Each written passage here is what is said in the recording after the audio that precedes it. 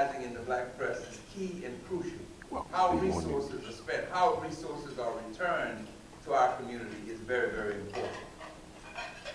There are a number of corporations who have stepped up after intense dialogue with them, and they get it. They understand the importance of the black press and how it has even helped them, though they have a wider audience to deal with, in getting their message to that consumer, which in many instances, George and I were just talking about this, make up the difference, the profit margin of their companies.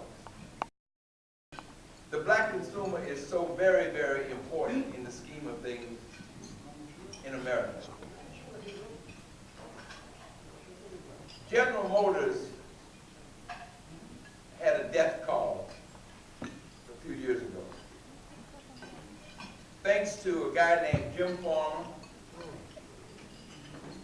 some real good penmanship on the part of NNPA, writing a letter to the chair, then chair of General Motors.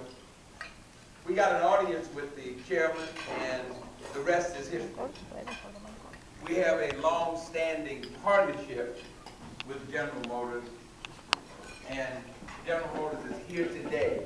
They are one of the most significant advertisers with the black press. We like to say fair exchange is no robbery. We carry their message because they give us the fuel to do that. They just put a full-page, 4-color ad in every black newspaper in America. I think the lady who's actually starting that course and has been given the responsibility for being the liaison with the black press. Her name is Joyce Allen. I'd like both her and Jim Farmer to stand. Would you please? Joyce has gotten about 3 or 4 promotions in the last 6 weeks. So when you say she's on the fast track, she gives that a whole new meaning. We're also fortunate to have a relationship thanks to a good friend, longtime friend, named Mignon Moore, who, when I took over as chair, I met with her, and again, somebody who understands the value of leadership and understands the value of the black press, introduced us in a whole new light to AT&T. As you know, telephones are a major, major issue these days. Major commodity these days. And AT&T is one of the giants in the communication industry. We had a chance to meet with a woman by the name of Carol. What's Carol's last name?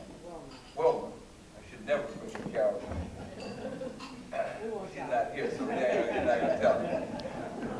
And within literally myself, Molly Belt, who else was in that meeting, Molly?